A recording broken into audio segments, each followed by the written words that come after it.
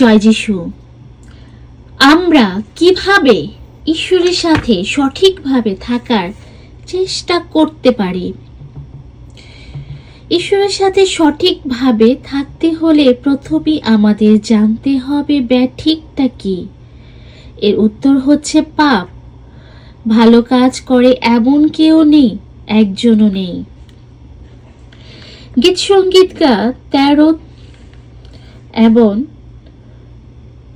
14 এবং 3 থেকে, সবাই বিপদে গেছে, সবাই মিলে কাদাচার, সৎ কাজ করে এমন কেউ নেই, একজনও নেই।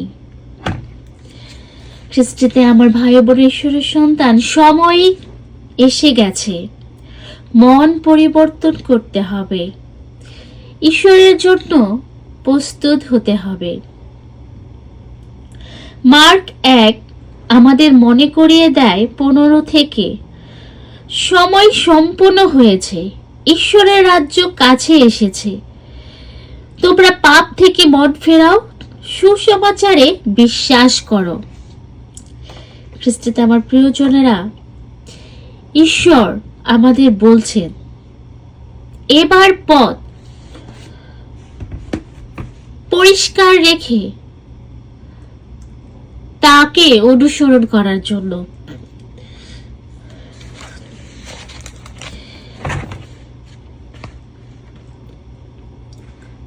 আমরা যখন গভীরভাবে উপলব্ধি করতে পারি আসলে সারাটা দিনের মধ্যে কতটুকু সময় আমরা প্রভুর জন্য দিয়ে থাকি,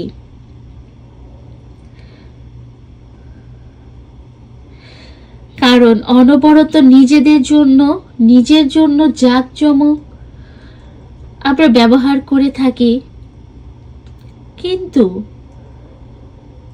এখন সময় এসে গেছে প্রভুর সাথে সম্পর্ক গড়ার জন্য, মন পরিবর্তন করার জন্য। ঈশ্বরের সাথে সঠিক সম্পর্ক বজায় রাখতে হলে আমাদের পাপবোধ থাকতে হবে। আমরা যে পাপে পড়ে থাকি বা পাপ করি তার জন্য একটা অনুতাপ্ত, নম্রভাবে এবং পাপ স্বীকার করতে হবে অবশ্যই।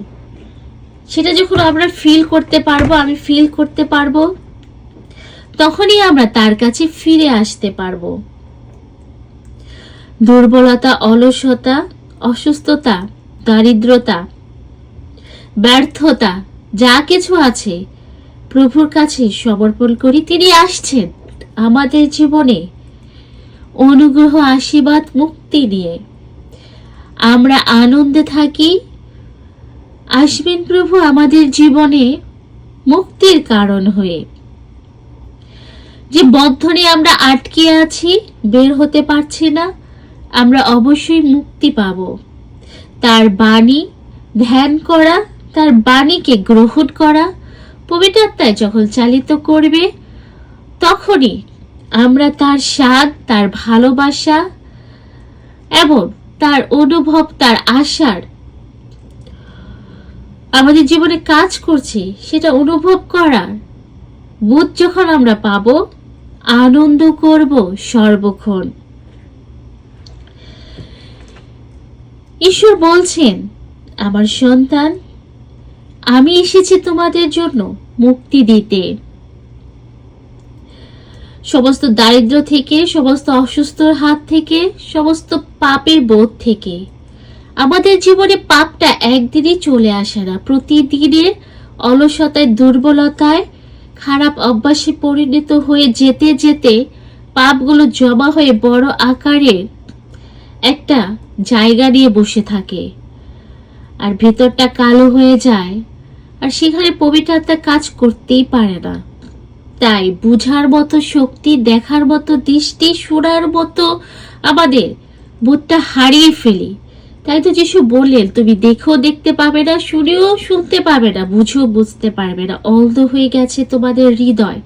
কারণ শয়তান এইভাবে প্রতিনিয়ত আমাদের প্রলোভনে ফেলার জন্য চেষ্টা করেই থাকে, আর নয় পিছে পড়ে থাকার সময়। এবার এসেছে খ্রিস্টকে গ্রহণ করা, তার সাথে চলা, অনন্ত জীবনের জন্য একটা আশা আকাঙ্ক্ষা হৃদয়ে বাসনা এবং চেষ্টা আনা। খ্রিস্টে আমার ভাই ও বোনের ঈশ্বরের সন্তান, প্রভু বলছেন সবাই বিপদে গেছে, সবাই মিলে কাদাচার, সৎ কাজ করে এমন কেউ নেই, একজনও নেই। তুমি বলতে পারো প্রভু আমি আছি, আমার সমস্ত পাপের জন্য আমি অনুতাপ্ত, আমি তোমাকে গ্রহণ করতে চাই আমার হৃদয়ে, আমার অন্তরে। আমাকে সুযোগ দাও, আমার প্রতি করুণা করো, আমায় চালিত করো তোমার পথে। এটাই হবে তোমার প্রার্থনায়। আগমনকালে ঈশ্বর আসছেন তোমার অন্তরে, তোমায় ভালোবাসেন, তাই গ্রহণ করো এবং নিজেকে সমর্পণ করো। যীশু খ্রিস্টের বাণী আমার ভালোবাসা আপনার জীবনে পূর্ণতা নিয়ে আসুক। জয় যীশু।